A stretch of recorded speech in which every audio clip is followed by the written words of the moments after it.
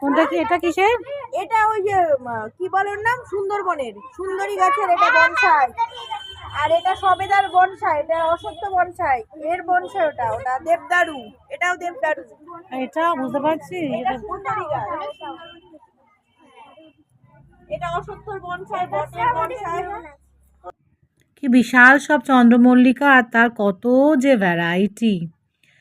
আমার কর্মক্ষেত্রের জায়গাতেই এরম একটি পুষ্প প্রদর্শনীতে গিয়ে প্রথমেই গলা ছেড়ে গাইতে ইচ্ছে করছিল, ফুল বলে ধন্য আমি, ধন্য আমি মাটির পরে, ফুল বলে। রবি ঠাকুরের সংগ্রহে রয়েছে অনেক ফুল দিয়ে গান। ফুলের তো অনেক রকম সিগনিফিক্যান্স আছে। পুজো এবং আরাধনায় তো ফুল লাগেই। ফুল পরিবেশটাকে ভীষণ শান্ত করে, সমাহিত করে। খুব ধ্যানমগ্নতার একটা ছবি আমি পাই। অনেক যখন ফুলে ঘিরে থাকি মনে হয় একদম হারিয়ে যাই, ওদের সাথেই মিশে যাই।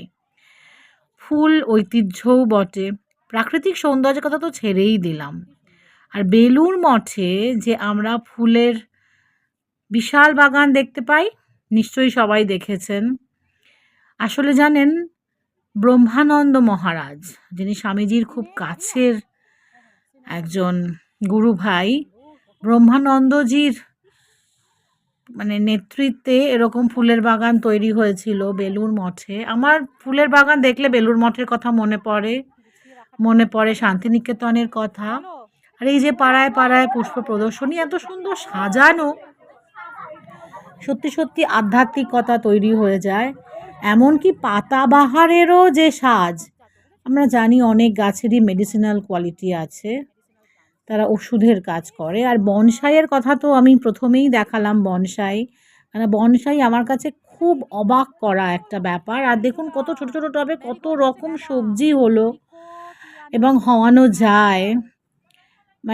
এখন তো ফ্ল্যাট বাড়ি, মনে হয় না যেটা বাগান থাকলে ভালো হতো, বারান্দাটাই এনাফ। দেখুন টবের মধ্যে ফুলকপি, টবের মধ্যে বাঁধাকপি, ব্রোকলি, টমেটো।